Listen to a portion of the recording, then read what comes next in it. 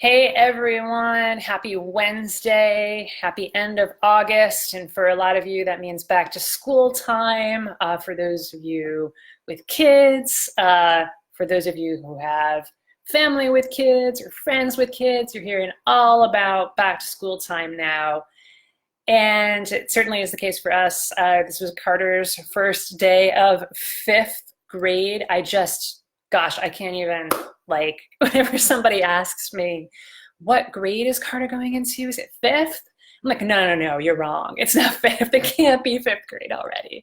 Like, yeah, it is fifth grade. So we are officially the parents of a fifth grader. And yeah, I do think that sometimes he's smarter than us. So with all of that being said, the topic of the week is mission and really having a mission for your career, having that North Star to guide you. And I talked a little bit on Monday about what that means and how to do that and why it's so important. And today I want to take a slightly different approach to this and have you think about your career in a slightly different way. It all does, not to spoil the surprise, but it all does come back to mission. But what I want to invite you to do is think about your tech career as a game of chess. If your tech career were a game of chess, who would you be? Would you be one of the pawns that gets moved around, that's, sits in front of all the other more important people, chess pieces, the pawns that are put out there and are controlled and are often used as sacrifice? Would you be a pawn? Or maybe you'd be, oh no, I'd be the king, I'd be the queen. Or no, I really want to be the bishop or the knight. That could be cool too, right? But this is not about who you want to be. This is who are you right now. And we'll talk about in a second who you want to be. Who are you right now? Which piece are you right now in your tech career? Are you a pawn? Just getting moved around? Sacrificed? Maybe you're a knight that hops around, makes the movements that nobody can understand. I think that's the knight, right? Or are you king or the queen? That, at least on the game board, are two of the most important pieces. Or are you the player? Are you the one playing that game of chess? Are you the one who moves the pieces? Are you the one who ultimately makes the decisions about what happens? And I'll give you three guesses. The first two don't count at what really we're aiming for. Who do you want to be in your tech career? Do you want to be the pawn? Do you want to be the knight? Do you want to be the bishop? Do you want to be even the king? Do you want to be the queen? That's closer. But really, what's required is a perspective shift. Say, no. I don't want to be any of those things. I want to be the player. This is a metaphor that we use a lot here at the People Stack in the free content that I share, in the strategy sessions that we do, and of course with our clients as well. And I can't take credit for this metaphor. That was Rob's idea. Many of you have met Rob. Maybe you've talked with him on a career strategy session. And certainly if you're a client, you know Rob very well. Rob is my husband, my business partner in this People Stack venture. And he helps with client coaching. He also serves as COO as well, and with all of the operations at the People Stack. Could not love him more. Could not love the fact that he can come up with these wonderful metaphors. Do you want to be the pawn in your tech career, or do you want to be the player? And look, it's important to start with where are you right now, right? Because if you feel like your tech career is happening to you, then you're not the player. Because the player decides, the player makes decisions, the player is the one, it's like, this is happening for me. I am making these moves and my career is happening for me. But if you feel like right now your career is happening to you, then you're definitely not the player. And what does it feel like when your career is happening to you? What it feels like and what it looks like is you get up every day, you go to work, you come home, you fight the fires, and maybe you have fun fighting the fires. But in the back of your mind, maybe you have fun hurting the cats. But in the back of your mind, you're thinking, gosh, I really wish I could prevent these fires in the first place. I really wish I could be doing more. I don't want to be the fire person, the fireman, the firewoman. I want to be the one that stops the fires from happening in the first place. I want to get to the root cause of what's causing these fires so that I don't have to deal with them anymore. And oh, by the way, I don't want to be the one that puts them out. As much fun as it is and as adrenaline inducing it can be, you get stuck in that world. Oh, fire, I'm gonna go put it out. Oh, fire, I'm gonna go put it out. But it's very reactionary. It's a very reactionary approach to leadership. Are leaders good at reacting? Yes, but where are we the best leaders? Where are you mostly? Are you in reactive mode or are you in proactive mode? In other words, you're the player. In other words, you're the one who is thinking strategically about preventing the fires in the first place, about making sure that you're not hiring a herd of cats and making sure that you're training your team and your team's team to make sure that it never feels like herding cats. That's what being a leader is, being proactive, being the player.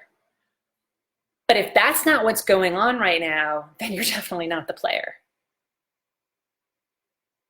And the fact of the matter is, if that a lot of people live there, a lot of tech managers live as a pawn, or maybe a knight, or maybe even a king or a queen.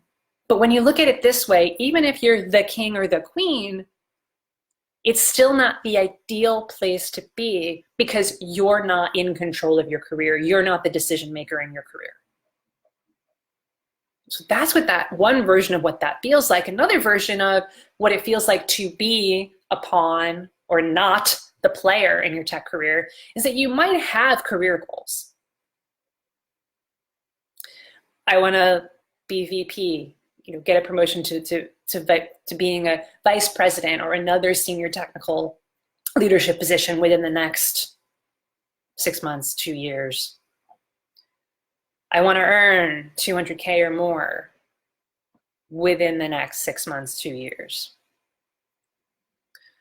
I want to be working for this kind of company. You have an ideal company that you want to get out of your current climate and move to another one, a better one, and I want to be working there within the next 2 months. You may have these goals, but at the end of the day, you're not in control of them. You don't feel like you're in complete control of whether or not they happen. You feel like, okay, well, I can have these goals, but for the most part, like whether or not I get a promotion, whether or not I get a raise, whether or not I land this next job, that's at the whims of the job market. Or that's at the whims of the senior leaders. They're the ones who make those decisions. Like, I can't really control whether or not I get a promotion. I can't really control whether or not I land that next job. If that's where you are right now, first of all, I want to acknowledge that again, is where a lot of technical managers are. But just because everyone else is doing it doesn't mean that it's ideal. Actually, let's flip the paradigm here, shall we? Because are most tech managers thriving? Are most tech managers earning what they're worth? Are most tech managers on a path toward living their dream life and dream career? No. So if you want one, two, or all three of those things, is it intelligent to do what everyone else is doing? No, because what everyone else is doing is getting them to on a path toward mediocrity. But I want to acknowledge that this is where it starts, where you start at, okay, this is where I am right now. Yes, I'm herding cats. Yes, I'm the player yes, I'm the pawn in my career. I want to be the player. Yes, I'm just fighting fires. And yes, I'm almost addicted to the adrenaline rush of fighting fires. And yeah, you're absolutely right. I do not feel in control of what happens in my career. It's kind of acknowledging that, like, this is where I am right now. And then it's also acknowledging that you can fix that you can be the player. You can choose, you can decide to be the player in your tech career and achieve all of the things that I just talked about. Career transformation, higher salary, promotion, adding more value, a team that loves you, that doesn't feel like herding cats, and a job where it doesn't just feel like you're constantly fighting fires and are in reactive mode, but are instead in 100% of the time in proactive mode. Do fires still come up? Sure. Mistakes happen, and you'll help put them out. But where you're living is in proactive mode. Being the best leader, showing up the best leaders you possibly can be. That's what being the player in your tech career feels like. And knowing that you absolutely have control over your own career outcomes, whether it's getting a promotion, getting a raise, landing a new job, whatever that might be. And this is the shift. It's an important first shift to make. I have control. Just like the player in a chess game. You have control over how those pieces move. Are you gonna win every time? No. But if you keep at it and you keep building your skill of being a better chess player, will you eventually win and win again and win again and win again? Yes. But even when you're an expert, even when you mastered that skill, will you still lose sometimes? Yes. But more often than not, you will win. And that's what the career upgrading game is like as well. It's about first shifting your perspective on the player and then saying, what skills do I need to upgrade? What abilities do I have available to me that I'm not tapping into 100%? What weaknesses do I have that I need to acknowledge and then turn those weaknesses into strengths? And that's how you become better at playing the career upgrading game. Are you always going to get the outcome in the way that you expected? No, because stuff happens. There is some stuff that we don't have control over, even when you're on the job market, even when you're on the promotion path. But if you stay on that path, keep upgrading those skills, keep making the necessary shifts that are necessary to get there, then you're going to get there. It's just a matter of when. And yes, this all comes back to having that mission. Because you are never going to feel in control of your tech career if you don't have a clear, concise, powerful mission. I talked about that on Monday. You can watch that video again. But if you don't have a clear, concise, powerful mission, there's no way you are going to be a powerful and confident player in your tech career. That's really just what it comes down to. And so if you're ready to make that shift from being in reactive mode to proactive mode, we can, and let's draw a line in the sand, first of all. We're going to draw a line in the sand, and that everything that you've done up until this point has gotten you where you are to this point. We're not going to feel shame or regret, I shoulda, woulda, coulda. We're not going to feel that. We're going to draw a line in the sand and say, from this moment on, are you ready to make that shift from reactive to proactive as a leader? Are you ready to make that shift from fighting fires and herding cats to preventing the fires, thinking strategically, and having a team that thrives? Are you ready to make the shift from feeling like it's other people that determine your career outcomes to controlling your own destiny in your tech career? Are you ready to make the shift from pawn to player in your tech career?